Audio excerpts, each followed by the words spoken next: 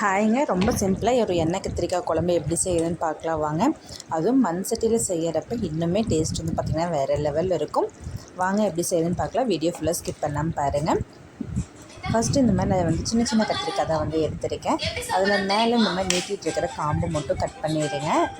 இதை வந்து கட் பண்ணிவிட்டு கத்திரிக்காயை பின்னாடி பக்கம் திருப்பி இந்த மாதிரி 4 இதாக கட் பண்ணிக்கோங்க. ரொம்ப இதாக கட் பண்ணக்கூடாது. ஜஸ்ட் ஒரு கோடு மாதிரி போட்டு விட்டுருங்க. இந்த மாதிரி போட்டு விட்டுருங்க. போட்டுட்டு அதை வந்து நம்ம தண்ணிக்குள்ளே போட்டோம் அப்படின்னா கருத்து போகாமல் இருக்கும். இப்போ இதில் பார்க்குறப்ப உங்களுக்கு வந்து பார்த்திங்கன்னா எந்த ஒரு சொத்தை எதுவும் இருக்கான்னு பார்த்துக்கோங்க. மேபி சொத்தை ஏதாவது இருந்துச்சு அப்படின்னா அது எடுத்து போட்டுருங்க. ஃபுல்லாக கட் பண்ணி பொடிசாக போட்டோம் அப்படின்னா நல்லா இருக்காது. இந்த மாதிரி போட்டால் தான் நல்லாயிருக்கும் குழம்புக்கு. ஸோ இந்த மாதிரி எல்லாமே கட் பண்ணி செக் பண்ணி பார்த்துட்டு அதுக்கப்புறம் தண்ணிக்குள்ளே போட்டு வச்சுருங்க. அப்போ தான் வந்து காய் வந்து கருத்து போகாமல் இருக்கும். நான் வந்து தோட்டத்து கத்திரிக்காய் தான், வீட்டிலேருந்து செடி கத்திரிக்காய் தான், ரொம்பவே பிஞ்சான கத்திரிக்காய் தான் வந்து பார்த்திங்கன்னா எடுத்திருக்கேன். இப்போ கடாய் நல்லா சூடானதுக்கப்புறமா இது வந்து நல்லெண்ணெயில் செய்கிறப்ப இன்னுமே வந்து பார்த்திங்கன்னா டேஸ்ட்டு வேறு லெவலில் இருக்கும். காரம் போட்டாலும் அப்படின்னு பார்த்தீங்கன்னாலும் இதில் வந்து நமக்கு கரெக்டாக இருக்கிற மாதிரி இருக்கும். நல்லெண்ணெய் ஊற்றி செய்கிறப்ப அதோட டேஸ்ட்டுமே வந்து பார்த்திங்கன்னா நமக்கு வேறு லெவலில் கொடுக்கும். எண்ணெய் நல்லா காஞ்சதுக்கப்புறமா நம்ம கட் பண்ணி வச்சுருக்க கத்திரிக்காய் இது கூட ஆட் பண்ணிக்கலாம். நீங்கள் வந்து கத்திரி ப்ளூ கலரில் இருக்கும்ல அந்த காய் கூட எடுத்துக்கலாம். நான் வந்து இந்த பச்சை கத்திரிக்காய்ன்னு சொல்லுவாங்க, வெள்ளை கத்திரிக்காய் ஏதோ சம்பரின்னு சொல்லுவாங்க, இதுதான் நான் வந்து எடுத்திருக்கேன். இப்போ இதை வந்து நல்லா எண்ணெயில் வந்து வாட்டி எடுத்துக்கலாம். அதோட கலர் எல்லாமே சேஞ்ச் ஆகி நல்லா குக்காகி வரட்டும், அது வரைக்கும் விட்டுருங்க. இப்போ பார்த்தீங்க அப்படின்னா கத்திரிக்காயோட கலர் எல்லாமே சேஞ்ச் ஆகிடுச்சு. 50 to 60% வந்து பார்த்திங்கன்னா கத்திரிக்காய் வந்து நல்லா குக்காகிருக்கு. இப்போ இதை வந்து நம்ம வந்து தனியாக ஒரு பிளேட்டில் வந்து எடுத்து வச்சுக்கலாம். ஏன்னா இதே கடாயில் தான் நம்ம திரும்பவும் செய்ய போகிறோம் அப்படிங்கிறனால இப்போ இதை வந்து ஒரு கடாயில் வந்து ஒரு பிளேட்டில் மாட்டி வச்சுட்டு அதே எண்ணெயிலேயே வந்து நம்ம மற்ற தாளிப்பு எல்லாமே சேர்த்துக்கலாம்.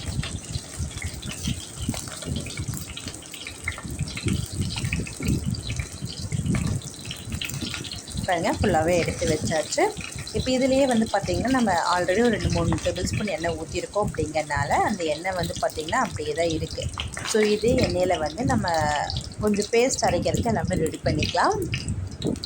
ஃபஸ்ட்டு வந்து பார்த்திங்கன்னா எண்ணெய் நல்லா காஞ்சதுக்கப்புறமா ஒரு கைப்பிடி அளவுக்கு சின்ன வெங்காயம் வந்து சேர்த்துக்கோங்க.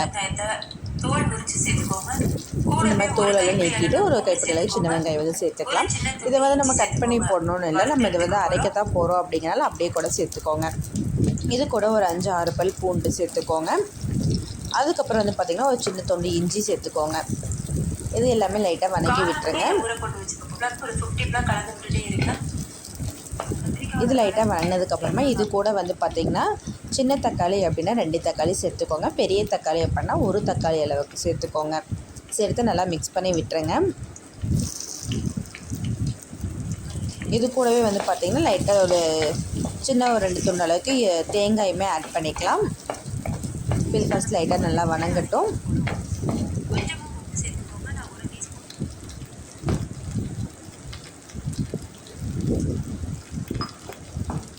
தக்காளி வெங்காயம் வதங்குறப்போ உப்பு சேர்த்துக்கிட்டிங்க அப்படின்னா இன்னுமே கொஞ்சம் சீக்கிரமாக வதங்கிடும்.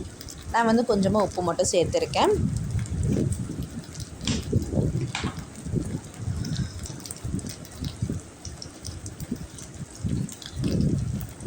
இது கூட தேங்காயுமே சேர்த்து நல்லா மிக்ஸ் பண்ணி விட்டுருங்க. தக்காளி நல்லா வெந்து வரட்டும். அதுக்கப்புறம் நம்ம வந்து ஆற வச்சு பேஸ்ட்டாக அரைச்சிக்கலாம். பாருங்கள் இந்த அளவுக்கு சூப்பராக தக்காளி வந்து வெந்து வரணும். அதோட கலர் எல்லாமே சேஞ்ச் ஆகிடுச்சு. தக்காளி வந்து தோல் எல்லாமே வந்து பார்த்திங்கன்னா நல்லா விட்டு வருது. இப்போ இந்த ஸ்டேஜில் ஸ்டவ் ஆஃப் பண்ணிவிட்டு நல்லா ஆற வச்சு அரைச்சி எடுத்துக்கலாம். இப்போ அதே கடாயில் இன்னும் கொஞ்சம் எண்ணெய் வந்து சேர்த்துக்கலாம். எண்ணெய் கத்திரிக்காய் குழம்புக்கு எண்ணெய் நல்லா உண்டுன்னு ஊற்றி செஞ்சோம் அப்படின்னா டேஸ்ட் வந்து நல்லாயிருக்கும். இப்போ எண்ணெய் நல்லா காஞ்சதுக்கப்புறமா கடுகு சேர்த்துக்கோங்க. கடுகு ஒரு டீஸ்பூன் அளவுக்கு கடுகு. நான் வந்து பார்த்திங்கன்னா ஒரு சின்ன டீஸ்பூன் அளவுக்கு வெந்தயமும் ஆட் பண்ணியிருக்கேன். ஒரு கொத்து கருவேப்பிலை தழை. இதெல்லாம் நல்லா பொரிஞ்சதுக்கப்புறமா சின்ன வெங்காயம் வந்து பார்த்திங்கன்னா இந்த மாதிரி நீல வாக்கில் கட் பண்ணி ஒரு கையளவுக்கு சேர்த்துருக்கேன். இல்லை நீங்கள் பெரிய வெங்காயம் இருக்குது, சின்ன வெங்காயம் இல்லை அப்படின்னாலும் நீங்கள் பெரிய வெங்காயத்தையுமே ஆட் பண்ணிக்கலாம்.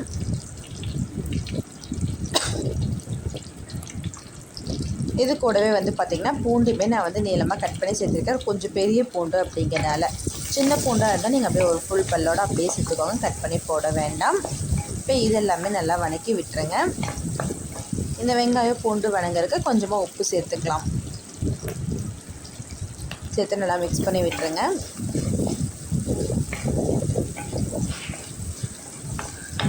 இப்போ பாருங்கள் ஓரளவுக்கு லைட்டாக வதங்கிருச்சு. இப்போ இது கூட வந்து பார்த்திங்கன்னா நம்ம பொடி ஐட்டம்ஸ் எல்லாம் ஆட் பண்ணிக்கலாம். நம்ம ஆல்ரெடி பேஸ்ட் அடிச்சது எந்த ஒரு காரத்துக்கெல்லாம் எந்த பொடியுமே சேர்க்கலாம். அதனால் இப்போ வந்து பார்த்திங்கன்னா 1 டீஸ்பூன் மஞ்சத்தூள், இது கூடவே வந்து பார்த்திங்கன்னா காரத்துக்காக 1 டீஸ்பூன் அளவுக்கு மிளகாய் தூள் ஆட் பண்ணிக்கோங்க. நீங்கள் காரம் வந்து அதிகமாக வேண்டாம் அப்படின்னா கம்மியாக கூட ஆட் பண்ணிக்கோங்க. யார் கேட்குறீங்க? கௌதமா. இப்போ இது கூடவே வந்து பார்த்திங்கன்னா 1 டீஸ்பூன் அளவுக்கு மல்லித்தூள், புரியல. அதுக்கப்புறம் பார்த்திங்கன்னா 1 டீஸ்பூன் காஷ்மீர் மிளகாய் தூள் கலருக்காக நான் வந்து ஆட் பண்ணியிருக்கேன். இது காஷ்மீர் மிளகாய் தூள் இல்லை அப்படின்னாலும் நீங்கள் அதை ஸ்கிப் பண்ணிடுங்க. அது கம்பல்சரி போடணுங்கிறது கிடையாது. இதுக்கப்புறம் வந்து பார்த்திங்கன்னா ஒரு 1/4 டீஸ்பூன் அளவுக்கு சீரகத்தூள், 1/4 டீஸ்பூன் அளவுக்கு மிளகுத்தூள் வந்து சேர்த்துருக்கேன். இப்போ இது எல்லாத்தையுமே போட்டு நல்லா மிக்ஸ் பண்ணி விட்டுறலாம்.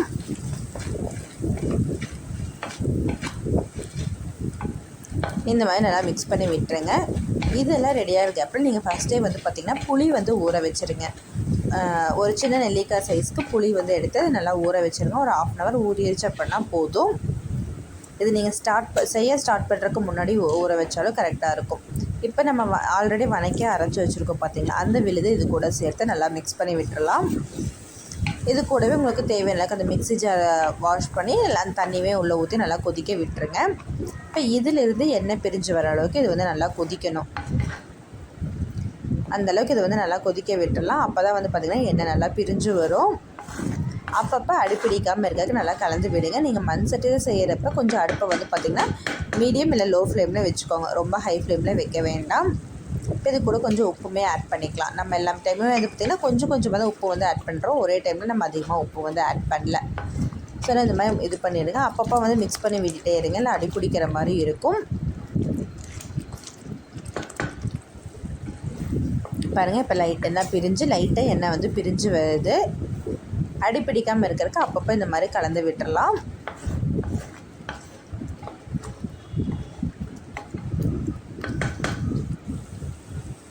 இப்போ பார்த்திங்கன்னா சூப்பராக எண்ணெய் வந்து பிரிஞ்சு வந்துருச்சு. கரெக்டாக அடி பிடிக்கிற ஸ்டேஜாக இருந்துச்சு. ஸோ எண்ணெயுமே நல்லா வந்து பார்த்திங்கன்னா பிரிஞ்சு வந்துருச்சு. இப்போ இதெல்லாமே நல்லா மிக்ஸ் பண்ணி விட்டுட்டு இது கூட வந்து பார்த்திங்கன்னா நம்ம வந்து புளித்தண்ணி வந்து ஆட் பண்ண போகிறோம். ஃபஸ்ட்டு இது எல்லாத்தையும் நல்லா மிக்ஸ் பண்ணி விட்டுருங்க. அதுக்கப்புறமா நம்ம வந்து புளித்தண்ணி வந்து ஆட் பண்ணிடலாம். நான் ஆல்ரெடி புளி ஊற வச்சு கரைச்சி வச்சுருக்கேன். ஸோ அந்த தண்ணியை எடுத்து அப்படியே நம்ம வந்து இதில் ஆட் பண்ணிக்கலாம். நான் கையிலே ஃபில்ட்ரு பண்ணியிருந்தேன். நீங்கள் ஃபில்ட்ரு பண்ணி கூட ஊற்றிக்கலாம். இது கூட புளி தண்ணி இது கூட வந்து இப்போ நம்ம ஊற்றியாச்சு. இது கூடவே வந்து பார்த்திங்கன்னா நமக்கு எக்ஸ்ட்ரா தண்ணி தேவை அப்படின்னாலும் அதையுமே நம்ம வந்து ஆட் பண்ணி நல்லா கொதிக்க விட்டுறலாம். நமக்கு கொஞ்சம் எண்ணெய் கத்திரிக்காய் குழம்பு மாதிரி வேணும் அப்படின்னா நம்ம வந்து கொஞ்சம் தண்ணி கொஞ்சம் அதிகமாக ஊற்றிக்கலாம். இல்லை கிரேவியாக வேணும் அப்படின்னா நீங்கள் கொஞ்சம் தண்ணி கம்மி பண்ணிக்கோங்க.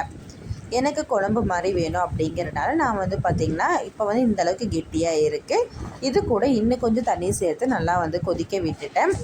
இது கொதிச்சதுக்கப்புறம் இந்த கன்சிஸ்டன்சிக்கு வந்ததுக்கப்புறமா நம்ம வந்து கத்திரிக்காயை வந்து ஆட் பண்ணிக்கலாம். பாருங்கள் இப்போ கொஞ்சம் நல்லா குழம்பு மாதிரி இருக்குது. இப்போ இது கூட இன்னும் கொஞ்சமாக தண்ணி சேர்த்துட்டு நான் வந்து ஒரு 200 ml பக்கமாக தண்ணி வந்து பார்த்திங்கன்னா இதில் வந்து ஆட் பண்ணியிருக்கேன். இப்போ இது நல்லா கொதித்து எண்ணெய் பிரிஞ்சு வர அளவுக்கு நல்லா கொதிக்க விட்டுருங்க. இது கூட நான் வந்து பெருங்காயத்தூள் போட மறந்துட்டேன். ஸோ இப்போ நான் ஃபைனலாக லாஸ்ட்டாக வந்து பெருங்காயத்தூள் ஆட் பண்ணியிருக்கேன். போட்டு இது மாதிரி நல்லா கொதிக்க விட்டுருங்க. இது நல்லா கொதித்து வரட்டும். இந்த டைமில் நம்ம வந்து கத்திரிக்காய் வந்து ஆட் பண்ணிக்கலாம். ஏன்னா கத்திரிக்காய் வந்து பார்த்திங்கன்னா ஒரு 50% தான் நம்ம வந்து குக் பண்ணியிருக்கோம். அப்படிங்கிறப்ப ரிமைனிங் 50% குக் ஆகிறதுக்காக நம்ம இந்த டைமில் கத்திரிக்காய் வந்து பார்த்திங்கன்னா ஆட் பண்ணிக்கலாம். நல்லா குழம்பு கொதித்து கெட்டியாக வரப்போ அதோட கலருமே வந்து பார்த்திங்கன்னா ஃபுல்லாகவே சேஞ்ச் ஆயிடுது. இப்போ நம்ம எடுத்து வச்சுருக்க எல்லா கத்திரிக்காயுமே ஆட் பண்ணி நல்லா மிக்ஸ் பண்ணி ஒரு பிளேட் வச்சு மூடி வச்சிடலாம். அப்போ தான் வந்து பார்த்திங்கன்னா குழம்பு நல்லா வந்து கொதித்து கெட்டியாகி வரும்.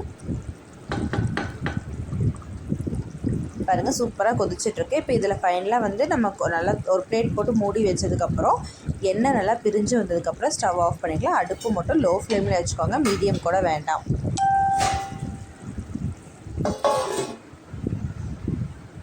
இப்போ பாருங்கள் ஒரு 5 நிமிஷம் கழித்து பாருங்கள் நல்லா எண்ணெய் வந்து பிரிஞ்சு வந்துருச்சு. குழம்புமே சூப்பராக ரெடியாக இருக்குது. நமக்கு குழம்பு மாதிரி ரொம்ப கெட்டியாகவும் இல்லாமல் ரொம்ப தண்ணியாகவும் இல்லாமல் கரெக்டான பதத்தில் வந்து பார்த்திங்கன்னா குழம்பு வந்து நமக்கு சூப்பராக ரெடி ஆயிடுச்சு. அவ்வளோதாங்க, சூப்பரான எண்ணெய் கத்திரிக்காய் குழம்பு வந்து ரெடி ஆயிடுச்சு. நம்ம வீடியோ தான் ஃபர்ஸ்ட் டைம் பார்க்கலாம், சப்ஸ்கிரைப் பண்ணிக்கோங்க. தேங்க்யூ ஃபார் வாட்சிங், கீப் சப்போர்ட்டிங்.